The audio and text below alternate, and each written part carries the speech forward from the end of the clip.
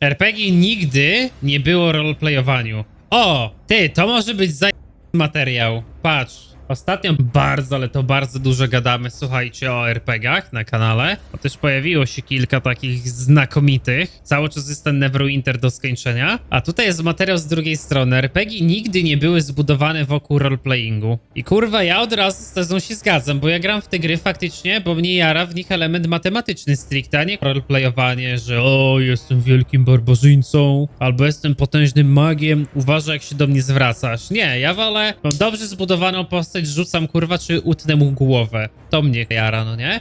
A zobaczymy, co to za materiał, no. About 2 million years ago, a flock of migratory finches traveled... Jak 2 miliony lat temu, jak Ziemia ma 2000 lat? Chyba, że to jakiś taki opener do żartu, już wam daje ten napisy po polsku. Uczcie się języków. hundreds of miles across the Pacific Ocean to settle a volcanic archipelago that we would eventually come to know as the Galapagos Islands. For the vast majority of their history, these islands and their inhabitants went completely unexamined, and it wasn't until 1835 that the Galapagos were visited by a guy called Charles Darwin, who you may be familiar with, and who noticed that something strange had happened to that original population of what he called Darwin's finches. Each group of birds had gradually evolved to fill particular ecological niches in accordance with the environment they inhabited, drastically diverging in the process. The large ground finch had a big strong beak for cracking nuts and shells, the woodpecker finch had evolved a small beak and simple tool used to get bugs out of trees, and the vegetarian finch stopped eating meat altogether because there are loads of plants. To jest niesamowite, nie? Jezu, jak ja to... Tak mi się podoba teoria ewolucji, a nawet na nas, na ludziach, nie? Jest dużo elementów, które na przykład możemy zauważyć takie, że mamy różnicę pomiędzy sobą. W sumie nie znam się na tym, nie wiem jak dużo z nich jest mitem, no nie? Ale to jest właśnie na przykład użyteczność małego palca, że niektórzy mają jakiś tak bardzo mocno bezwładny, żeby jakoś po odgięciu palców nie są w stanie nim ruszać, nie? Jest nawet dużo takich teorii potwierdzających stricte na naszym ciele, że mamy te...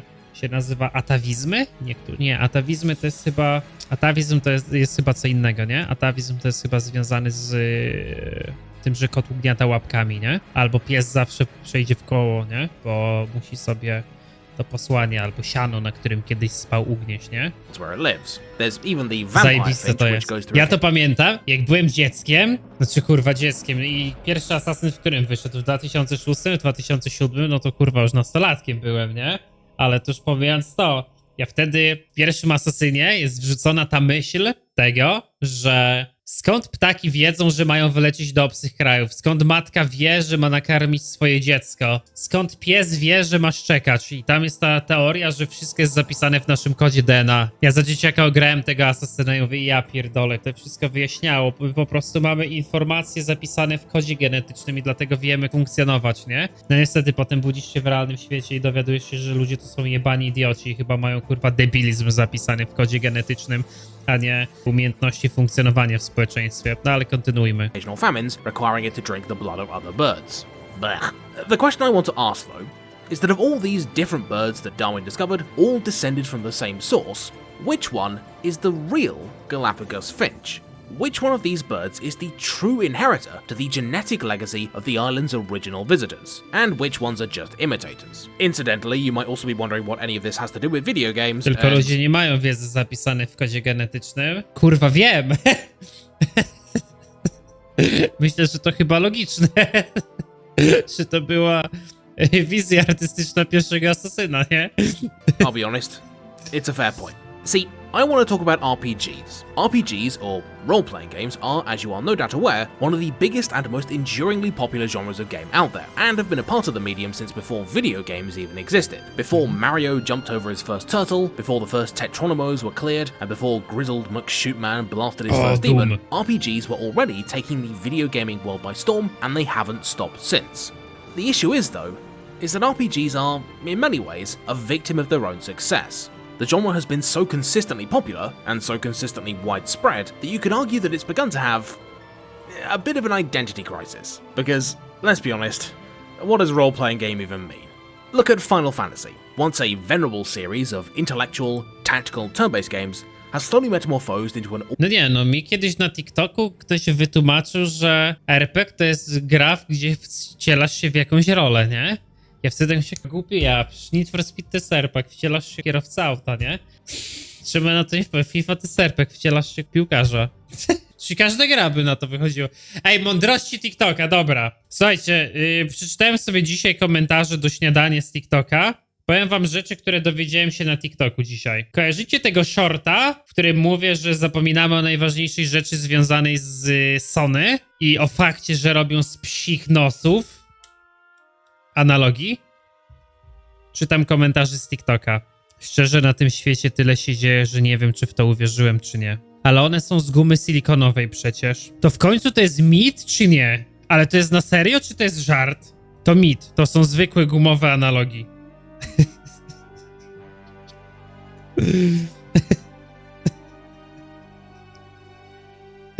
To są ten. I tu takich komentarzy jest 50, słuchajcie. To jest 50 takich komentarzy. A teraz słuchajcie, kolejny komentarz. A potem słuchajcie, wleciał kolejny short odnośnie tego, że nie korzystam już z pada do Xboxa, bo kupiłem jednego, w mniej niż rok się zepsuł. Amanda też kupiła pada do Xboxa, też go musiała reklamować i przerzuciłem się na pada z PS5, który jak na razie nie ma żadnego problemu, ale nie wiem, nic tam nie ocenię, po prostu mówię kawałek swojej historii, nie? Jak to wyglądało z padami u mnie przez ostatnie 2 lata. Słuchajcie, mądrość z TikToka. Jak się nie potrafi korzystać z padów, to się nie ma co dziwić. Ja używam pada od Xboxa od 2 lat i wszystko jest dobrze. No i kurwa, dzisiaj się dowiedziałem, że faktycznie źle korzystam z pada na TikToku. Nie mam pojęcia, jak to jest możliwe, że z jednego źle korzystam i nie działa, a z drugiego źle korzystam i działa. No ale jakiś synek 12 lat mi to wytłumaczył, nie? Możemy wejść tutaj w dalsze komentarze, bo ludzie się pytają, jak można źle korzystać z pada, ale już nie odpisał. Nie wiem, jak można źle korzystać z pada. Myślałem, że pada można wkładać do dupy, bo nie ma nic napisane w instrukcji, żeby go nie wkładać do dupy, nie? No dobra, kontynuuj. Czyli źle gram, kurwa, źle gram. Almost purely action series with what would seem like only a surface level connection to its roots. Final Fantasy XVI's combat system was even designed by the same guy who did Devil May Cry, and the Final Fantasy VII Remake's combat system has basically nothing in common mechanically with the game that it's supposed to be remaking. Over in the West, so many games have started bolting RPG systems onto themselves with zero regard for the design tradition and expectations they're associated with, that the line between what is and is not a proper RPG has become incredibly blurred. Sure, the newest... Nie no, te gry, które czerpią z elementów RPG, tej podstawy RPG, a potem faktycznie o nich zapominają, to najczęściej są samograje dla gamerów. Change my mind, nie? No nie wiem, stary, grasz w takiego Horizon Zero Dawn, to przecież to jest, nie wiem dla kogo jest ta gra. I miliony to kupują, dla zjebów, no. Assassin's Creed games... Zabolało was, nie? Przyznaję, kogoś to na 100% zabolało, że obraziłem grę jakąś konsolową. Ale dobra, fanów Sony jest coraz mniej, to nie ma się czym przejmować, bo sami powoli przychodzą kurwa na stronę PC-ta, widząc po tym, jak wyglądają prezentacje Sony. And Call of Duty and even Duolingo have gear and stats and experience points, but does that make them RPGs? You'll get a different answer from basically everyone. And in the world of indie games, there are loads of different revivals and remakes and reboots coming out every single day, all of which are claiming to rekindle the golden age of the RPG, and none of which have much in common at all. Roguelikes, immersive sims, tactics games, and whatever's going on here have very few shared similarities, save for the fact that they all claim to be RPGs, and they all claim to be recapturing a golden age that is mutually incompatible with all the other golden ages. The longer the RPG seems to exist, and the more iterations and mutations it undergoes, the harder and harder it seems to be for fans of the genre, and for the gaming public at large, to agree on what exactly a true, pure RPG is supposed to look like, or even what elements that hypothetical game may contain. When we hear about a racing game or a strategy game, we more or less know what to expect, but the phrase RPG... Ej, dobra, co wy rozumiecie jako RPGowość w grach komputerowych? Weźmy to do gier po prostu.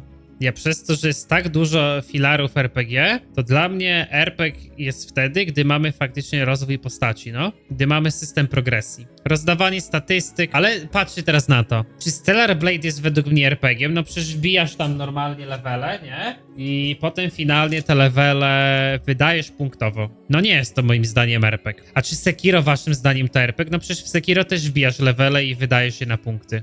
No ale dla mnie Sekiro nie jest RPG-iem w ogóle. Ma jakąś naleciałość RPG, no nie? RPG to odgrywanie roli. No to idąc z tym tokiem rozumowania Need for Speed to kurwa RPG, no bo odgrywasz rolę kierowcy. To, no nie, RPG to nie jest odgrywanie roli. W sensie, no role-playing, no to tak, w takim podstawowym tego słowa znaczeniu, ale to jest raczej kierowanie własnej postaci nie do końca to jest kreowanie własnej postaci, bo czy Gothic jest RPG-iem?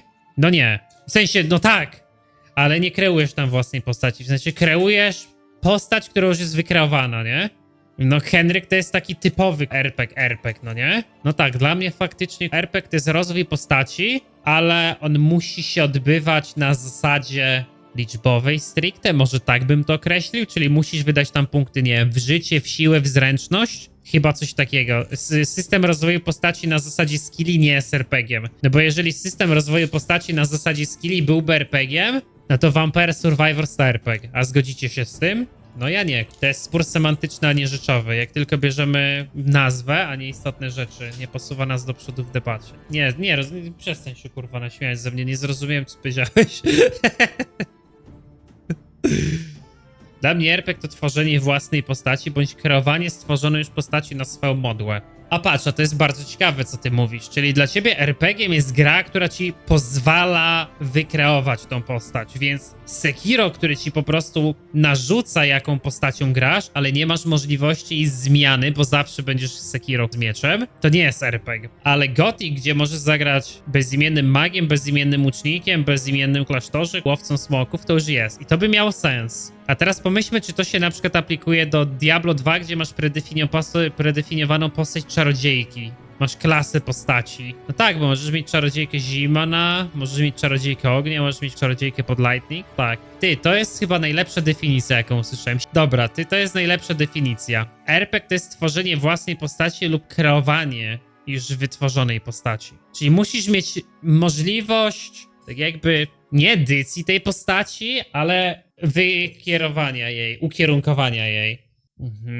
Tak, RPG musi dawać możliwość wykreowania postaci lub dostosowania jej według własnego uznania. I to by idealnie pasowało, dlaczego wtedy Stellar Blade nie jest RPG-iem i Sekiro nie jest RPG-iem, a Baldur's Gate i Diablo jest RPG-iem, nie? No Diablo jest też hack and slashem głównie, no ale jest RPG-iem, nie? No dobra, ale Warcraft 3, Warcraft 3 ma elementy RPG, bo ma rozwój postaci, wybierasz mu te skille, no ale i też wybierasz, jaką postacią zagrasz, ale no jest to ograniczone, no jednak gra się spójrz do RTS-a.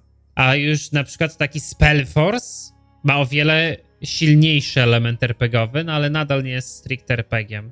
No tak, hack and slash to jest podkategoria RPG, no. Ale na przykład hack and slash, odchodzący od idei RPG, no już nie jest hack and slashem moim zdaniem, nie? Tak jakby gra pierwsza musi być RPG-iem, żeby potem była hack and slashem. Nie możesz zrobić hack and slasha, który nie jest RPG-iem, nie? No Sifu nie jest RPG-iem, bo nie masz możliwości, w sensie upgrade'ujesz tą postać, ale jej nie kreujesz, prawda? The Sims to świetny RPG. No, ale teraz patrzcie, czy idąc z tym tokiem rozumowania Simsy to RPG? Czyli tworzysz postać, wybierasz jej statystyki, ją kreujesz, jaki będzie miała zawód, co będzie musiała ćwiczyć. Simsy to jest kurwa pełnoprawny RPG. Jak głupio by to nie brzmiało, Simsy są pełnoprawnym RPG-iem. Nie rozumiem, nie ma żadnego kontrargumentu na to, że Simsy nie są RPG-iem. Simsy są RPG-iem. Pojebana akcja, nie?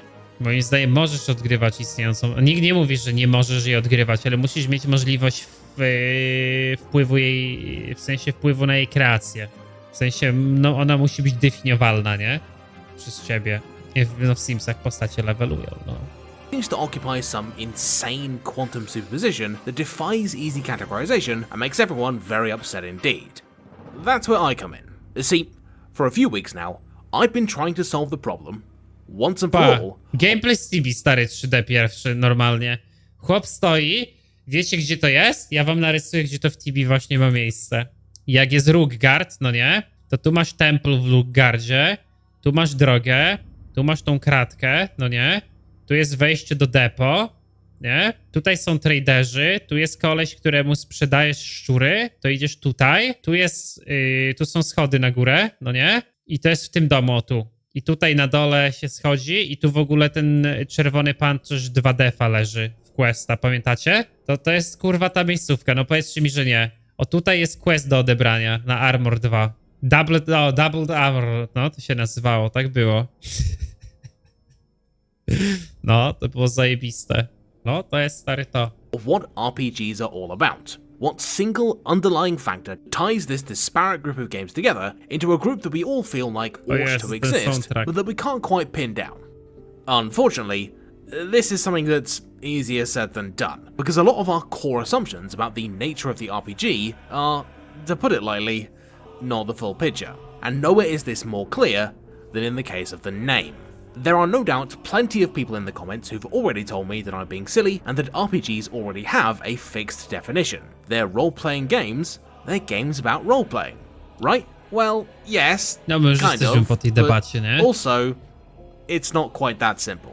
Role-playing as we tend to define it, that being free-form improvisational storytelling where you can do whatever you want and where the world and the other characters are expected to react around you, can be a lot of fun. But very few RPGs actually provide this experience, and most don't do it very well. For example, several core canonical RPGs offer very little in the way of immersive customization or narrative agency. You can't make Peach anything other than a healer in Mario RPG, and good luck affecting the plot of World of Warcraft. Equally, something like BioShock wouldn't be any less of an RPG if you stripped out its lame child murder morality system, and Doom wouldn't suddenly become an RPG if you tacked on a choose-your-own ending bit. Thinking RPGs are all about role-playing is, let's be honest, pretty logical, but sadly, it just doesn't hold up to scrutiny. So if RPGs aren't defining, then what are they about? Well, I think in order to find the core identity of the RPG, we need to Śmieszne jest to, first że look. ludzie na streamie są w stanie dochodzić do sprawy, że gra jest RPG, a deweloperzy nie. Oglądaliśmy ostatni film o ciężkich problemach deweloperów, z których nie mamy pojęcia, no i przecież były przytaczane takie elementy jak... Czy wy jesteście świadomi tego, że tworząc grę trzeba podpisać umowę z ludźmi, którzy ją tworzą? Czaicie to, kurwa? Their original ancestor species that migrated to the land of video games Pojebane, decades nie? ago. And by that, I mean Dungeons and Dragons. D&D is the original RPG. Basically, every single one, video game or otherwise, can trace its origins back to this single game devised by Gary Gygax and Dave Arneson back in the 70s. And a lot of its elements can still be seen in RPGs today. From character classes, to equipment, to dungeons, to, you know, what are those things that live in the dungeons? Duragar. Yeah, them. The thing is, though, is that while it would be very convenient for Dungeons & Dragons to be a complete blueprint for all subsequent RPGs, D&D, particularly early D&D, was kind of a mess, and made up of a bunch of different conflicting ideas, all pulling in different directions, that makes it impossible to use as a template for the whole genre. On one hand, its rules were based on the tabletop wargame Chainmail, and as such was all about tactical battles and rolling dice. But on the other, Dungeons & Dragons emphasized much smaller scale gameplay, and so opened up the opportunity for more emergent use of abilities and items, as well as non-combat solutions to problems, disrupting a pure focus on combat. Equally, the referee, later called the Dungeon Master's increased power, seemed to shunt the game in the direction of more authored, linear narratives. But the inclusion of primitive storytelling systems, like alignment and paladin oaths for players to deal with, gave them a large degree of control over the narrative as well. Far from being just a make-believe game focused on role-playing, or a purely combat-focused game with a distinct Robimy style po of tym test, jakim alignmentem RPGowym jestem? Robimy, nie? in mind, Dungeons & Dragons was this roiling primordial soup of influences and ideas, and its successors pulled from a variety of them as they split off and evolved, including the ones that confusingly decided to keep the name even if they decided not to have anything to do with role-playing. I know, it's confusing. With that said though, while early Dungeons & Dragons might have had no cohesive vision, and frankly may not have been that fun, its weird combination of ideas still managed to create a spark of genius that went on to guarantee not just its success, but the success of every game that Spark of Genius. To jest Pathfinder? Jak już widzę, że jest takie przemienianie się w smoki, zajebiście. To jest to, czego mi w Baldur's Gate 3 brakowało. That went on to guarantee not just its success, but the success of every game that followed in D&D's footsteps. Something that was in equal parts strategy and storytelling, mechanical, yet personal. And I think the best way to illustrate what that is, ja muszę pograć is to check Pathfindera, out podobno Pathfinder jest kurwa genialny, nie? A Pathfinder stoi na swoim własnym systemie Pathfindera, nie? A tam już są pojebane rzeczy, tam normalnie możesz grać liszem, który gnije. D&D's major video game descendants to see if we can spot what element is still common among all of them. The earliest iteration of digital Dungeons & Dragons can be found in mainframe RPGs like The Dungeon, Moria, or simply D&D, most of which were designed to facilitate online play of Dungeons & Dragons. However, no matter how hard the developers tried, and no matter how fun their creations were, they could never quite replicate the same experience of playing in person with the real Dungeon Master. Early computers were great at handling the minutiae of D&D dice. To jest ta kwestia, że No gry jednak są napisanym od góry scenariuszem, prawda? A sytuacja jest taka, że dobry Dungeon Master ma bardzo dużą świadomość tego, jak manipulować scenariuszem, żeby go odpowiednio nagiąć, no nie? Żeby historia była po prostu ciekawsza. Żeby nie wykonywać głupich rzutów. No, idealnym przykładem na to jest Baldur's Gate 1, którego no, nie do końca lubię, bo jak wygląda początkowy gameplay w Baldur's Gate 1? Bierzesz i młyn i kajtujesz wilki w lesie jak zjeb, no nie? I dosłownie min-maksujesz system gry, bo no na to ci tak naprawdę pozwala, no nie? Bo nie chcesz wchodzić bez żadnego... Nie chcesz wchodzić bez jakiegoś, nie wiem, save skamowania, interakcji z wilkami. Wejdziesz na samym początku gry, w 3 osoby napierdalacie jednego wilka i nikt go nie może przez 5 tur trafić, no bo tak wyglądają początki w D&D, nie? Grasz z takim ogarniętym mistrzem gry i mistrz gry mówi, no zaszlachtowaliście się tego jebanego psa i idziecie dalej, nie? I nie podejmujesz takich głupich decyzji, a skupiasz się na ogólnym korze, nie? Rolling, but they weren't so good at creating rich and lifelike environments or a sense of adventure. So that's why the earliest dungeon crawlers, as I'm going to call them, like Wizardry, Ultima, and Rogue, all leaned heavily into combat and external rewards, eschewing a lot of narrative baggage that no longer fit their design vision. Since then, dungeon crawlers have been all about the fun of fighting ever bigger Ja and tougher uwielbiam baddies. dungeon crawlery. Jezu, ale lubię i też takie bardzo RPGowe, jak na przykład Daggerfall, ale uwielbiam dungeon crawlery. Ej, ja po prostu chyba uwielbiam chodzenie po lochach w grze, jak się teraz tak nad tym zastanawiam. Bo tak, uwielbiam Daggerfalla, uwielbiam Skyrima, Obliviona, Morrowinda, bo chodzisz, napierdalasz po lochach, no nie? Zabijasz moby, lutujesz je, wracasz z lootem i szukasz kolejnego dungeonu, do którego możesz pójść. Kocham, to po prostu kocham. Kocham też takie dungeon crawlery jak Diablo 2, gdzie po prostu idziesz przed siebie i napierdalasz jak dziki, no nie? Też to jest totalnie zajebiste. Uwielbiam to. Ale lubię też takie dungeon crawlery, które są jeszcze bardziej taktyczne, jak na przykład Darkest Dungeon. Ja po prostu lubię gry o lochach chyba na to. W Grimrocka też grałem.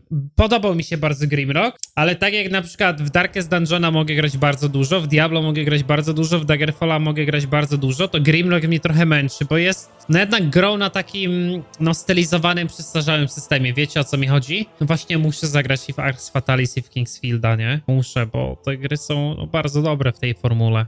No. Rewarded with ever better loot and abilities, leveraging advances in technology in order to increase the depth. Ale przecież nawet robienie lochów w Tibi nie jest zajebista. Tak, logika i rozsądek powinny stać nad kostką. Ale nie zawsze. Czasami to, co wyrzuci kostka, może być jeszcze ciekawsze, nie? Ja kiedyś miałem sesję, gdzie moja postać 3 razy z rzędu nie była w stanie wywalić lepa na ryj dla rozpłakanego dziecka, które stało w miejscu. W końcu moja postać się wywaliła, uderzyła liścia w drewnianą ścianę, jeszcze kawałek oderwała. Głupie i śmieszne, ale takie rzeczy to paraolimpiada. No właśnie, nie? Systems and the scope of their dungeons, either literal ones or merely dungeon-shaped areas.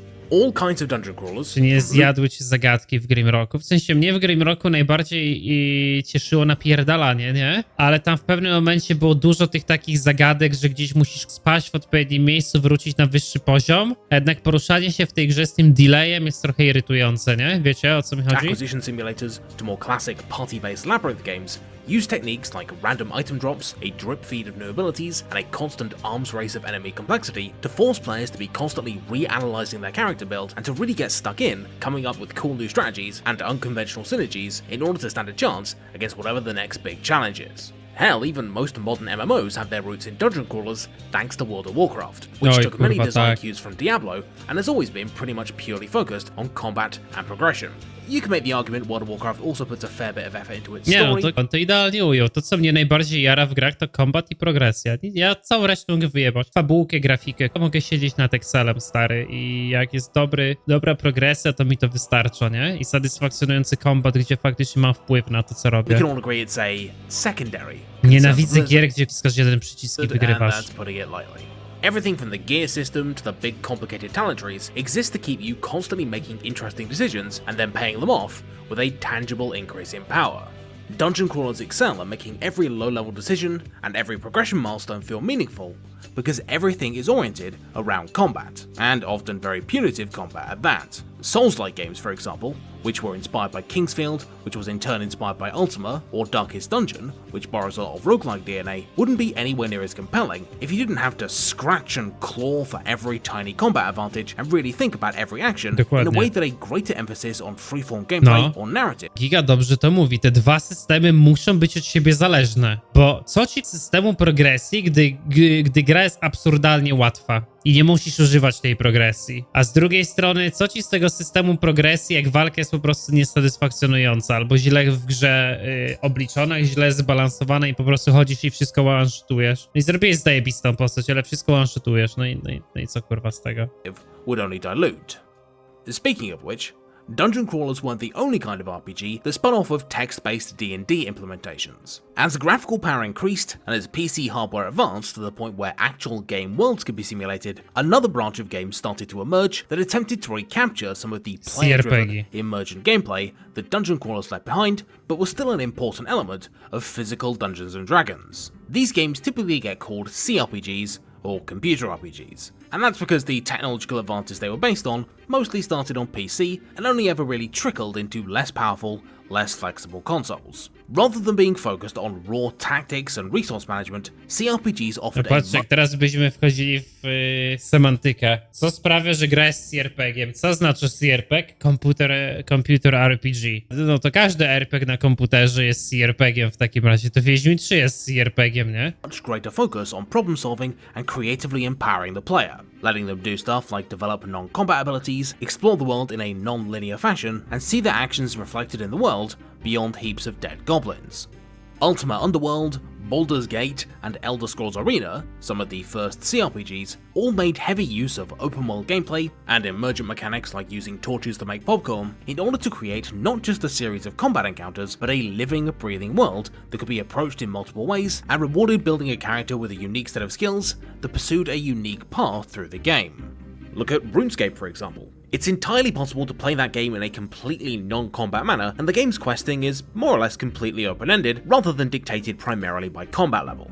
Immersive sims like Deus Ex, Dishonored, and System Shock could also be said to fall into this group of computer RPGs, with their origins more or less lying in Ultima Underworld. Immersive sims take the gameplay flexibility of their peers and add a more action spin onto things, maintaining the core player empowerment angle, but reducing the emphasis on numbers even more to focus on giving the player an ever-expanding systemic toolset and visible consequences to even the smallest of actions.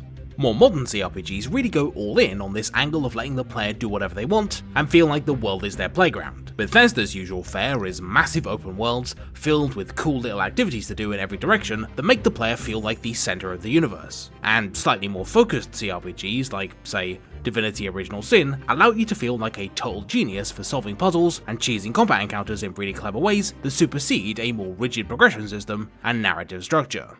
Of course, that's not to say that RPG innovation was only happening in the West. Far across the Pacific, another letter was getting bolted onto the front of RPG to form an entirely new genre that still shared that same genetic background, that being the JRPG, better known as the Jamiroquai RPG. JRPGs are characterized most distinctly by their much stronger focus on a... Co? To nie jest od Japan RPG, tylko to jest od jakiś Jamiroquai RPG? Ja myślałem, że JRPG chodzi o to, że z Japonii są. Japońskie RPG. Co wy kurwa gadacie? Ty właśnie się czegoś... Jamiroquai RPG. JRPGs Jamiroquai RPG. Ej, weźcie to wygooglujcie. are characterized most distinctly by their much stronger focus on a linear plot structure and limited player agency, more often than not giving you a fixed character with a fixed role in the story and predetermined skills rather than letting you customize your own. Essentially, rather than driving the story, you're just along for the ride, with even JRPGs that have an open world being fairly heavily tied to an intended experience. Final Fantasy XIV's primary gameplay is its mostly single-player and completely linear main story quests, and all of its classes have no room for individual variety, being more focused on mechanical execution. All black mages have to balance ice and fire, all sages deal damage and heal at the same time, and all paladins struggle to stay awake. This is in stark opposition to Western RPGs, which often tout much more of an emphasis on customization and self-expression, even in dungeon crawlers. The reason for this is because JRPGs weren't directly inspired by Dungeons & Dragons, which has never been very popular in Japan, but by imported dungeon crawlers like Wizardry, and also because all the big early JRPGs, Dragon Slayer, Final Fantasy, and Dragon Quest were made by companies that originally specialized in visual novels, establishing a strong focus on both combat and rich, more traditional narratives right from the get-go. Because of this unique blend of story and combat focus, over time, the JRPG evolved to be almost cinematic in nature, with the ambition and scope of their narratives often far eclipsing that of Western RPGs because they rarely had to accommodate for players going to different areas in different orders or making their own decisions. In Persona 5, for example, you can choose whether to use Yusuke in combat or hang out with him outside of it, but you can't make him anything other than a melee damage dealer or alter his character's story in any meaningful way. Equally, in Octopath Traveler, sure, you can do each of the characters' stories in any order you like, but they'll always unfold the same way, and they'll always come together for a big, singular, definitive conclusion. In the modern day, JRPGs have branched out maybe the most of all RPG varieties, but still retain a much more firm directorial hand than many other RPGs. This unconventional focus is why JRPGs can abandon their mechanical foundation and still retain the same feel. It doesn't matter if a JRPG turns into an action game or a life sim, their biggest design traditions are more structural than they are mechanical, with narrative progression picking up the slack that would ordinarily be left to more organic means of player advancement. Of course, JRPGs aren't the only kind of role-playing games that put story first. Narrative adventure RPGs are just as focused on story, but in a very different way. See, not all original adaptations of D&D cut out the freeform story stuff to make room for the combat rules. Others went in the complete opposite direction and removed combat entirely because it only got in the way of player narrative agency. These text-based games, like Colossal Cave Adventure, Zork, and others, were the very first narrative adventure games, and are just as much a part of the D&D lineage as Wizardry or Rogue. These narrative RPGs sometimes get rolled in with CRPGs, and there's a fair degree of blur between them, but I think there's merit in highlighting them as a distinct entity, especially given their unique design lineage and overall focus on story freedom over mechanical freedom.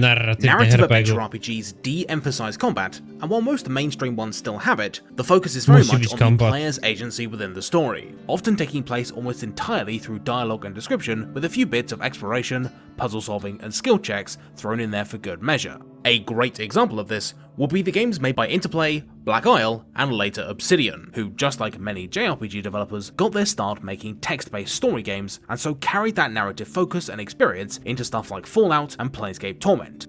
As a small aside, this is also why the Fallout games made by Bethesda and the ones made by Interplay and later Obsidian have a totally different feel and gameplay style, even if they were made using the same tools, assets, and intellectual property.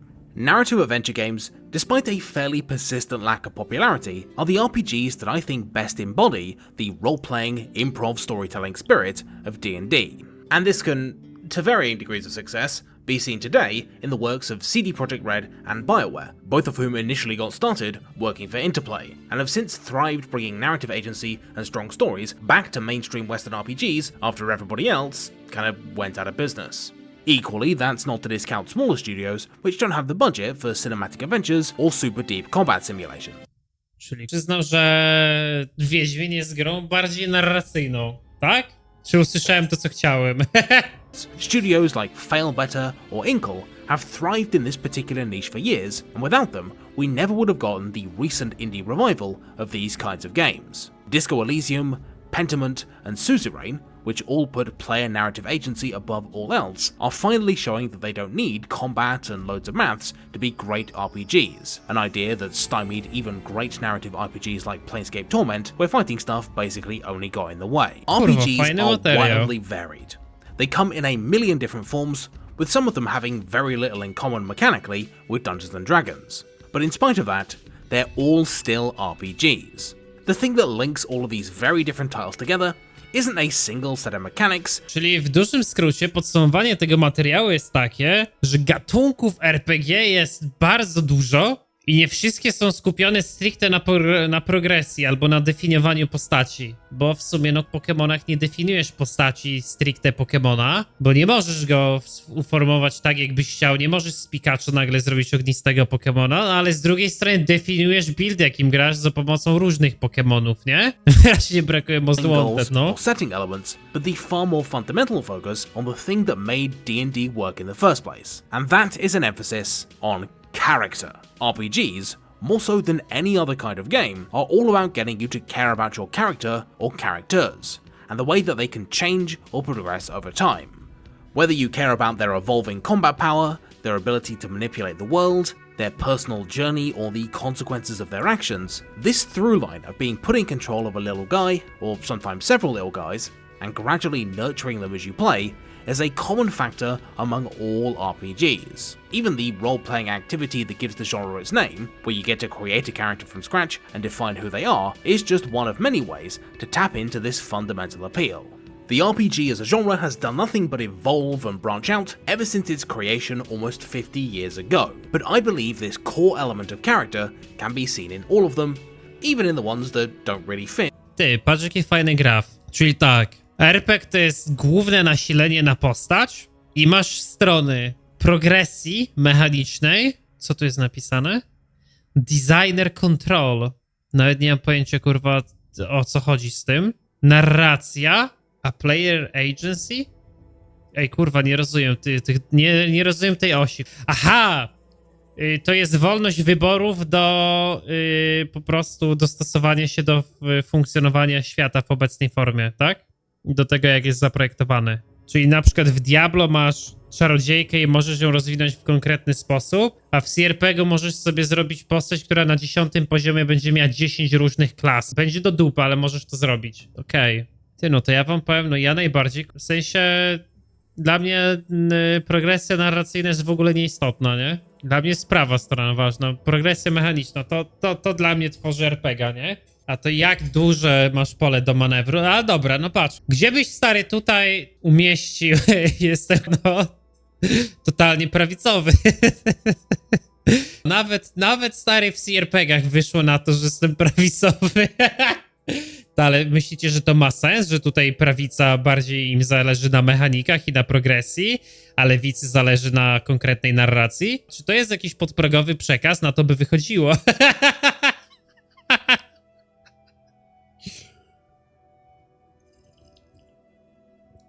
Pasuje, nie? Ty, ale dobra. Gdzie byście tu Poe umieścili? No bo patrzcie, Poe jest dungeon crawlerem i jest maksymalnie na prawo, jeśli chodzi o progresję mechaniczną. No ale Poe, wybierasz jedną postać, ale na drzewku nie możesz pójść gdzie chcesz. Skilli możesz używać wszystkich. Prawy górny teoretycznie, nie? Poe. No ale nie do końca, bo musisz wybrać tą klasę i jesteś jednak wtedy zamknięty w tej klasie. Nie możesz tego zmienić, a jak sobie zaczniesz z CRPGa pierwszy level wojownika, to możesz zrobić 19 leveli maga i chuj. Nie ma znaczenia. Środek po prawej bardziej, nie? No, pomiędzy CRPG-iem a Dungeon Crawlerem. Ale możesz zagrać Sion, ale jesteś wtedy zmuszony do grania Sionem, nie? Tak jakby. A czy Sion, nie, Sion startuje na samym środku, ale nie tam, gdzie każdy, nie? Czyli też startuje trochę w innym miejscu. A co wy najbardziej lubicie na tym? Nie, dobra, ja mam po prostu w progresję narracji, w sensie w progres narracją totalnie wyjebane, nie interesuje mnie to, nie? W ogóle w grach. No najbardziej mnie interesuje progresja mechaniczna i dungeon crawler, nie? Taki, no. Ale bym nie powiedział, że Diablo jest tak, w sensie, no, w przypadku postaci jest ten designer control, no ale na przykład mapy są całkowicie randomowe, nie? I tutaj tego designu jest mniej niż w CRPG-u, bo CRPG są bardziej liniowe niż dungeon crawlery, nie? W sensie niż hack and slashy, bo hack and slashy mają randomowe mapy. A tu jednak grasz na Intera, grasz w Baldura, no to zawsze będzie ta sama mapa, zawsze będą te same moby, zawsze będą te same dropy, nie? Zawsze będą te same dropy. Dużo dropów jest stałych w CRPG-ach. Nie wszystkie, ale dużo jest stałych. Czy Pokemony to jednak CRPG? Nie no, w Pokemonach narracja jest w ogóle nieistotna. Imo, nie? Nie wiem, dla mnie Pokemony to jest taki dungeon crawler trochę. Nie wiem, jak wy to widzicie. Chodzisz po dungeonach, łapiesz moby, zabijasz, expisz się, idziesz zabijać bossów i wracasz.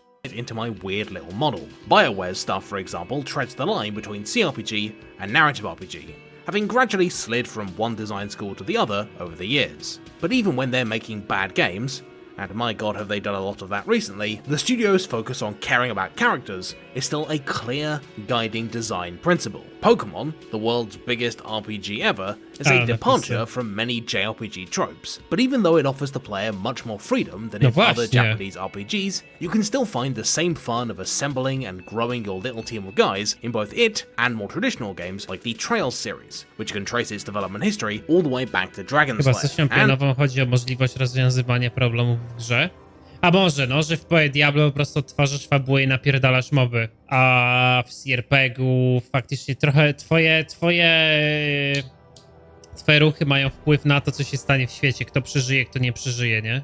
Beyond single Może, no. titles, life sim games like Harvest Moon, Crusader Kings, and The Sims, which is a pretty eclectic mix to say the least, are well on their way to forming an entirely unique branch of RPGs in of themselves that I will then have to add to my little graph. Hell, even D&D itself is still mutating and evolving over time.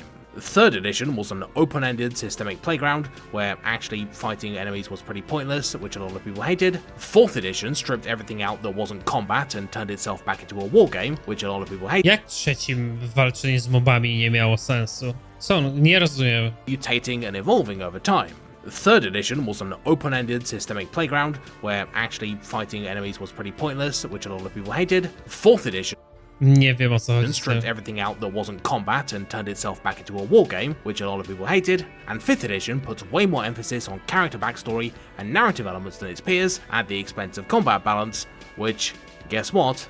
A lot of people hated. But in spite of the fact that D&D has always been pulled between several design influences, the key to the game's enduring success is that its developers never lost sight of what makes the game work, characters we're invested in, and care about developing. Equally, when it comes to the recent spate of other games that have lifted RPG mechanics, the ones that successfully tap into the investment and depth the genre is known for are the ones that carry over not just stats and gear, but this focus on character as a core element. Looty shooty games like Destiny realize that getting to make choices about what your character does and constantly creating the feeling of getting stronger is a great way to foster a sense of long-term investment in an otherwise faceless shooter protagonist. Strategy games like Fire Emblem, Final Fantasy Tactics, or XCOM have enriched their tactical battling by adding long-term character stakes that turn faceless suicide jumps into actual people you're invested in keeping alive. And even stuff like Metroidvanias use RPG ideas in order to double down on that genre's focus on mastery of a physical space by manifesting that abstract feeling in the form of tangible character strength too. Just like how Darwin's finches started from a single common ancestor and branched out into an array of unpredictable new forms, it can be hard to see from a surface level that some RPGs are related at all. But if you look a bit closer, you can see that, fundamentally, the genetics are pretty damn similar, and they all function in more or less the same way, with each species just being a specialized manifestation of their shared original ancestor, which was itself an adaptationary offshoot of another, much older group. There is no true Galapagos Finch or true RPG, they all have equal claim, and they always have done. So, what does this all mean? If RPGs aren't role-playing games and never have been, and are actually this weird middle ground between the expressive nature of storytelling and the long-term investment of strategy, are they doing fine after all, and doesn't that mean we probably need to change the name? Najlepszy gatunek. I'd certainly say yes to the first bit. I think RPGs are healthier than ever. Just as the Galapagos finches changed shape and diverged over time, the adaptations and genetic history that brought them there never went away. And the same goes for the RPG. Just because the genre is constantly adapting to new environments, doesn't mean that it's dying. And there's always room for throwbacks and revivals to reassert themselves should a favourable niche emerge. And as for the name of the genre, what if I told you that the so-called Galapagos finches weren't actually finches at all? Yep, Darwin was wrong, that ancient ancestor species was actually more closely related to the tanager and don't have that much in common with finches at all. But we still call them finches anyway, because a name is much more than a description, it represents a history and context that goes beyond mere definition. Just as the name role-playing game reflects an incredibly complicated cultural lineage and decades of evolution, even if it's not particularly accurate. The real takeaway here isn't that I've solved the RPG forever, or even that it's possible to do so. Merely that genre, much like genetics, is complicated ja and na in przykład constant spora motion. lubiłem, bo był We can't pin RPGowy. down and box in the RPG any more than we can stop birds from evolving. Miałeś And progresy it's only w by sporze. understanding the messy, indistinct, primordial place they came from that we can truly understand where they're going. Well, it's either that, or the takeaway is that evolution is a lie, and that Gary Gygax created Dungeons & Dragons, a perfect game fully formed in 6 glorious days, and then on the 7th day he rested to get all of his spell slots back. It's definitely one of those two things though. Hello and welcome to the After the Video segment for this bumper length episode. Wow, this was Kurwa, this was a long one, fajne. wasn't it? Fajne Anyway, this is wideo. part of every video where I sit down backwards on my chair like a cool youth pastor and talk to you about some cool stuff that you need to be made aware of. But unlike a cool youth pastor, I'm not. Dobra, to już chyba jakieś informacje, nie? Fajne wideo, widzowie, zadowolony z niego jestem.